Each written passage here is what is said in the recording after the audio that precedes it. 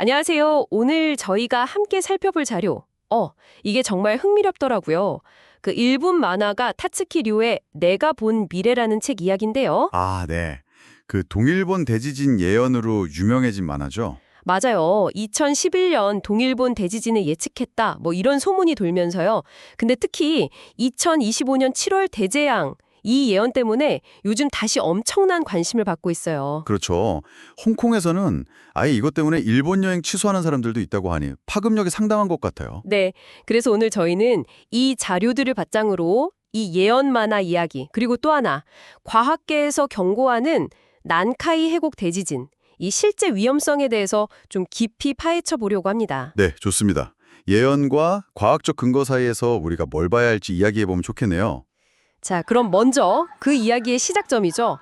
타츠키 류의 만화, 내가 본 미래. 이거부터 좀 볼까요? 네, 그게 1999년에 나온 책인데 작가가 자기가 꾼 예지몽을 기록한 거라고 하죠. 네. 근데 그중에서 2011년 3월 대재해, 이게 진짜 동일본 대지진이랑 딱 맞아떨어지면서 와, 거의 뭐 예언서 취급을 받게 된 거죠. 맞아요. 중고 책값이 막 수십만 원까지 올라갔다고 하니까요. 정말 대단했네요. 근데 역시 가장 주목받는 건 그 2025년 7월 5일 예언이에요. 네, 내용도 꽤 구체적이잖아요. 일본이란 필리핀 사이 바다에서 화산이 터지고 엄청난 쓰나미가 와서. 피해 규모가 동일본 대지진의 3배다 이런 내용이죠. 이러니 사람들이 불안해할 만도 해요. 근데 있잖아요. 이 만화에 좀 흥미로운 뒤이야기가 있어요. 그래요? 어떤 거죠? 이게 처음부터 그렇게 막 유명했던 건 아니거든요. 동일본 대지진 이후에 한동안은 좀 잊혔다가 2020년쯤 그때 인터넷에서 다시 화제가 된 거예요. 아하, 다시 떠오른 거군요. 네. 근데 그 과정에서 좀 뭐랄까 해프닝이 있었어요. 자기가 타츠키료라고 주장하는 가짜 인물이 나타나서 1년 동안 막 가짜 정보나 음모론 같은 걸 퍼뜨렸던 거죠. 네, 가짜 작가요? 네. 그러다가 2021년에 복합판이 나오기 직전에야 그게 가짜였다는 게 밝혀졌어요. 세상에. 그럼 진짜 작가는 뭐라고 하던가요? 그 2025년 예언에 대해서. 실제 작가는 2021년 복합판에서 그 2025년 재난에 대해서 정확한 장소나 규모는 특정하지 않았다. 그리고 지진이 아닐 수도 있다. 이렇게 좀 신중한 입장을 보였어요. 그렇군요. 예언 자체에도 뭔가 좀 복잡한 사연이 있었네요. 자, 그럼 이제 다른 축으로 넘어가 보죠. 과학적인 측면. 이 난카이 해곡 대지진은 뭔가요? 이게 심각하다고요? 네. 타츠키류 예언과는 별개로요. 과학계에서는 이 난카이 해곡 대지진의 위험성을 아주 심각하게 보고 있습니다. 난카이 해곡이라는 게 일본 시즈오카 앞바다에서 규슈 동쪽까지 거의 한 900km 정도 이어지는 거대한 해적 골짜기거든요. 900km요? 엄청 기네요. 네, 이게 지질학적으로 보면 필리핀판이라는 거대한 땅덩어리가 유라시아판 밑으로 이렇게 파고드는 곳이에요. 아, 판과 판이 만나는 그런 곳이군요. 그렇죠. 일종의 충돌지대인데 이 과정에서 엄청난 에너지가 계속 쌓이고 있는 거죠. 에너지가 쌓인다. 네. 그리고 역사적으로 보면 이곳에서는 약 100년에서 150년 주기로 규모 8 이상의 아주 강력한 지진이 발생해 왔어요. 100년, 150년 주기요? 그럼 네. 가장 최근에 큰 지진이 1946년이었거든요. 그러니까 이미 주기가 지났거나 거의 임박했다는 분석이 많습니다. 벌써 주기가 지났을 수도 있군요. 네. 그래서 일본 정부 지진조사위원회에서는 앞으로 30년 안에 규모 8에서 9에 이르는 대지진이 일어날 확률을 80% 이상으로 보고 있어요. 80%요? 30년 안에? 그건 뭐 거의 일어난다고 봐야 하는 거 아닌가요? 그렇죠.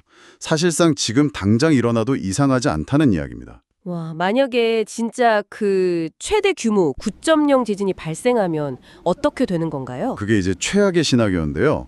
만약 난카이 해곡 전체가 한 번에 파괴되면 일본 정부 추산으로는 사망자가 약 30만 명, 30만 명. 피난민은 1,200만 명 이상, 그리고 최대 34m 높이의 쓰나미가 일본 국토의 30%를 덮칠 수도 있다고 예측해요. 34m 쓰나미. 상상이 안 가는데요? 경제적 피해는 일본 연간 GDP의 절반에 달하는 292조 엔 정도로 추산될 정도니까요. 정말 엄청난 재앙이죠. 규모가 정말 상상을 초월하네요. 그런데 이게 이 자료를 보면 그냥 일본만의 문제가 아니라고 강조하고 있어요. 한반도에는 어떤 영향이 있을 수 있나요? 맞습니다. 그 점이 아주 중요해요.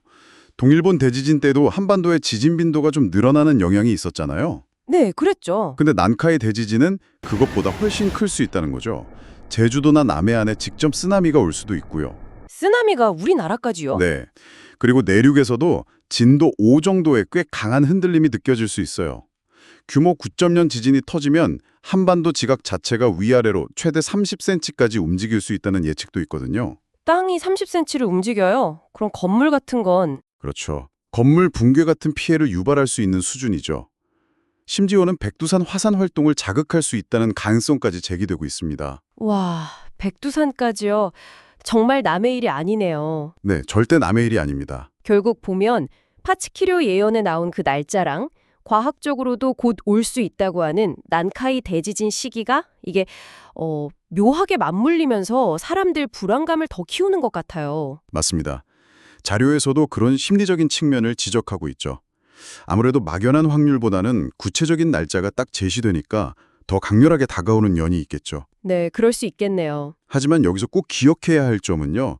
현재 과학기술로는 특정 날짜를 딱 집어서 지진을 예측하는 건 불가능하다는 겁니다. 아, 그건 그렇죠. 아직은 불가능하죠. 네, 타츠키로의 예언 역시 과학적인 근거가 있는 건 아니에요. 특히 아까 말씀드린 그 가짜인물 소동처럼 정보가 좀 과장되거나 왜곡된 면도 있고요. 2011년 예측이 물론 인상적이긴 합니다만 그 왜 진 딕슨 효과라고 하잖아요. 맞은 예언만 기억하고 틀린 수많은 예언은 그냥 잊어버리는 거예요. 아, 확증 편향 같은 거군요. 네, 그런 편향일 가능성도 충분히 있습니다. 우리 뇌가 원래 좀 그렇거든요. 정말 중요한 건요. 예언이 맞냐 틀리냐를 떠나서 난카이 협곡 대지진의 위험 자체는 과학적으로 진짜라는 겁니다. 그리고 매우 높다는 사실이죠. 그리고 이게 한반도에도 영향을 줄 수 있다는 점. 이게 핵심입니다. 그렇죠. 따라서 막연하게 그 예언 날짜 때문에 불안해하기보다는 오늘 우리가 살펴본 이런 과학적 데이터를 바탕으로 해서 실질적인 대비책을 생각해보는 게 훨씬 현명한 태도겠죠. 네, 오늘 저희가 당신이 보내주신 자료들을 통해서 타츠키 료의 예언 만화, 그리고 난카이 대지진이라는 두 가지 측면을 함께 살펴봤는데요.